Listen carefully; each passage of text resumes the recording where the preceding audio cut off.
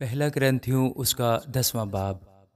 اے بھائیو، میں تمہارا اس سے ناواقف رہنا نہیں چاہتا کہ ہمارے سب باپ دادا بادل کے نیچے تھے اور سب کے سب سمندر میں سے گزرے، اور سب ہی نے اس بادل اور سمندر میں موسیٰ کا بپتسمہ لیا، اور سب نے ایک ہی روحانی خوراک کھائی، اور سب نے ایک ہی روحانی پانی پیا، کیونکہ وہ اس روحانی چٹان میں سے پانی پیتے تھے جو ان کے ساتھ ساتھ چلتی تھی، اور وہ چٹان مسیح تھا، مگر ان میں سے اکثروں سے خدا راضی نہ ہوا، چنانچہ وہ بیابان میں ڈھیر ہو گئے۔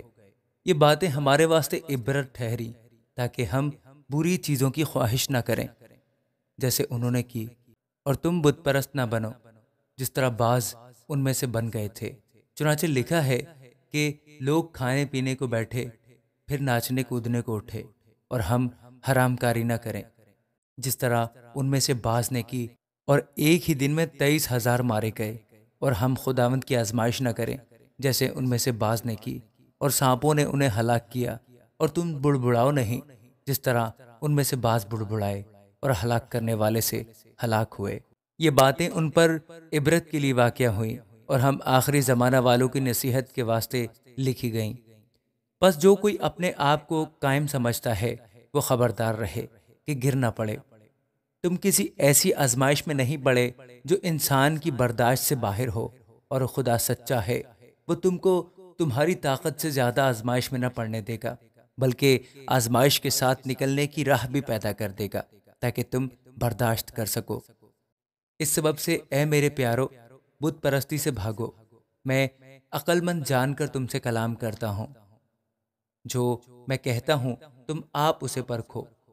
وہ برکت کا پیالہ جس پر ہم برکت چاہتے ہیں، کیا مسیح کے خون کی شراکت نہیں؟ وہ روٹی جسے ہم توڑتے ہیں، کیا مسیح کے بدن کی شراکت نہیں؟ چونکہ روٹی ایک ہی ہے، اس لیے ہم جو بہت سے ہیں ایک بدن ہیں، کیونکہ ہم سب اسی ایک روٹی میں شریک ہوتے ہیں۔ جو جسم کے اعتبار سے اسرائیلی ہیں ان پر نظر کرو۔ کیا قربانی کا گوشت کھانے والے قربانگاہ کے شریک نہیں؟ بس میں کیا یہ کہتا ہوں کہ بتوں کی قربانی کچھ چیز ہے یا بت کچھ چیز ہے؟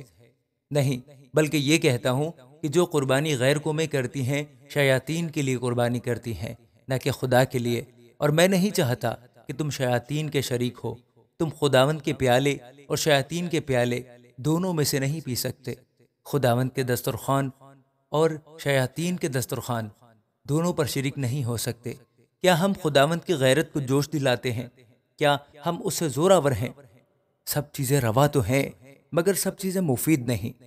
سب چیزیں روا تو ہیں مگر سب چیزیں ترقی کا باعث نہیں۔ کوئی اپنی بہتری نہ ڈھونڈے۔ جو کچھ قصابوں کی دکانوں میں بکتا ہے وہ کھاؤ، اور دینی امتیاز کے سبب سے کچھ نہ پوچھو، کیونکہ زمین اور اس کی معموری خداوند کی ہے۔ اگر بے ایمانوں میں سے کوئی تمہاری دعوت کرے اور تم جانے پر راضی ہو، تو جو کچھ تمہارے آگے رکھا جائے اسے کھاؤ، اور دینی امتیاز کے سبب سے کچھ نہ پوچھو۔ لیکن اگر کوئی تم سے کہے کہ یہ قربانی کا گوشت ہے، تو اس کے سبب سے جس نے تمہیں جتایا، اور دینی امتیاز کے سبب سے نہ کھاؤ۔ دینی امتیاز سے میرا مطلب تیرا امتیاز نہیں بلکہ اس دوسرے کا۔ بھلا میری آزادی دوسرے شخص کے امتیاز سے کیوں پرکھی جائے؟ اگر میں شکر کر کے کھاتا ہوں تو جس چیز پر شکر کرتا ہوں اس کے سبب سے کس لیے بدنام کیا جاتا ہوں؟ بس تم کھاؤ یا پیو یا جو کچھ کرو سب خدا کے جلال کے لیے کرو۔ تم نہ یہودیوں کے لیے ٹھوکر کا باعث بنو، نہ یونانیوں کے لیے، نہ خدا کی کلیسیا کے لیے۔ چنانچہ میں بھی سب باتوں میں سب کو خوش کرتا ہوں، اور اپنا نہیں بلکہ بہتوں کا فائدہ ڈھونڈتا ہوں تاکہ وہ نجات پائیں۔ آمین۔